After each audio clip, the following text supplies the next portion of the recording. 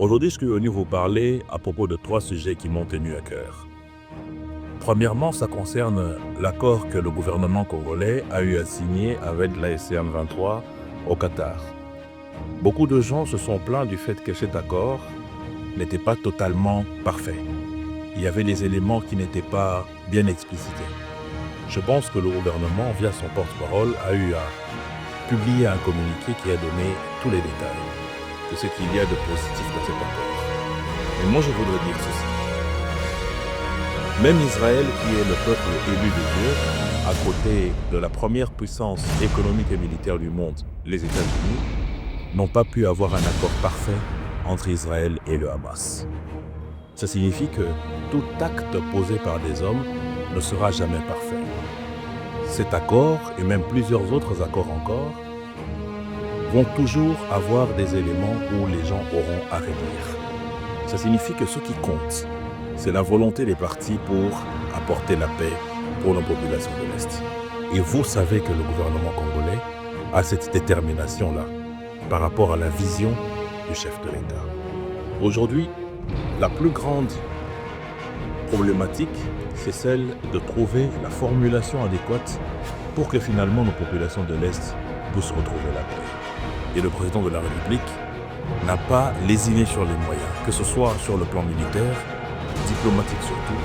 Il a tout mobilisé pour que cette paix puisse être effective. La guerre, c'est vrai, nos FARDC aujourd'hui ont une puissance de feu qui peut permettre rapidement la récupération de toutes ces contrées, mais à côté de cela, il y aura encore des pertes en vies humaines.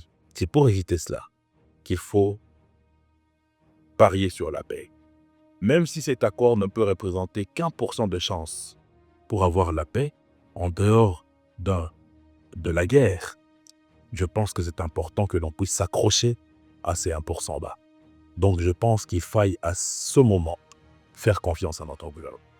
Deuxièmement, c'est une interview que Corneille Nangaa a eu à donner avec une journaliste dans laquelle, comme d'habitude, il a attaqué le président de la République, il a attaqué le gouvernement.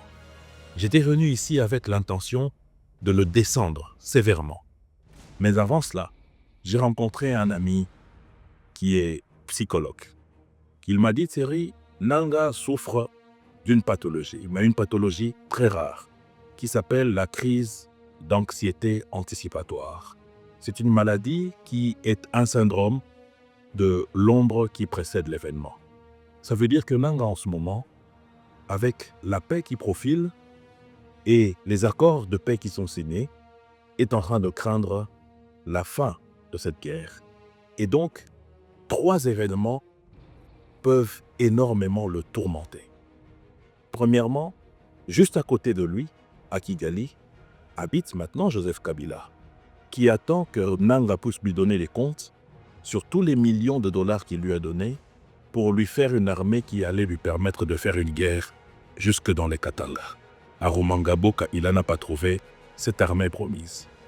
Il y a aussi Paul Kagame, qui a donné à Nangaa et à tous ses compagnons énormément d'argent pour une guerre éclair qu'ils n'ont pas pu faire, parce qu'ils ne s'attendaient pas à cette diplomatie et cette mobilisation internationale par le fait de notre chef de l'État.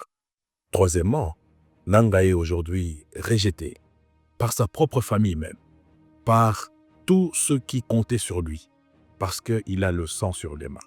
Je pense que même ses propres enfants auront du mal à accepter de tenir sa main tellement il y a du sang des Congolais.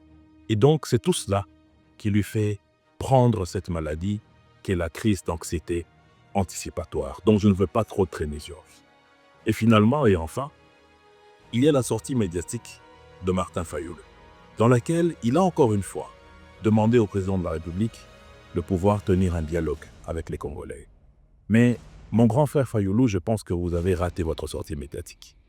Pour la simple et bonne raison que vous savez, personnellement, que Félix Tshisekedi est un homme de dialogue. Il a confié à son conseil spécial, rappelez-vous, de parler avec toute la classe politique, et la société civile, et les confessions religieuses, pour que nous puissions dialoguer. Ceux qu'ils voulaient sont venus. Ceux qui n'ont pas voulu, libre à eux. Mais pour le reste, le chef de l'État était clair. Il faut que nous puissions parler avec les Congolais qui réellement ont un amour et un attachement sincère envers notre pays. Et vous savez que vous avez demandé de voir le chef de l'État, il vous a accordé cette audience. Et vous avez eu à discuter. Pourquoi? Parce que vous êtes parmi les rares opposants qui, ouvertement et tous les jours, condamnent les activités du Rwanda sur notre territoire. Nous savons tous que vous avez des critiques acerbes sur la gouvernance de notre pays. C'est votre droit, vous êtes opposant. Mais au moins, vous condamnez ces gens-là. Même chose avec le docteur Mukwege. Mais pour les autres, s'il vous plaît, vous avez vu comment est-ce que, dans le groupe de Nairobi, l'un d'entre eux a eu du mal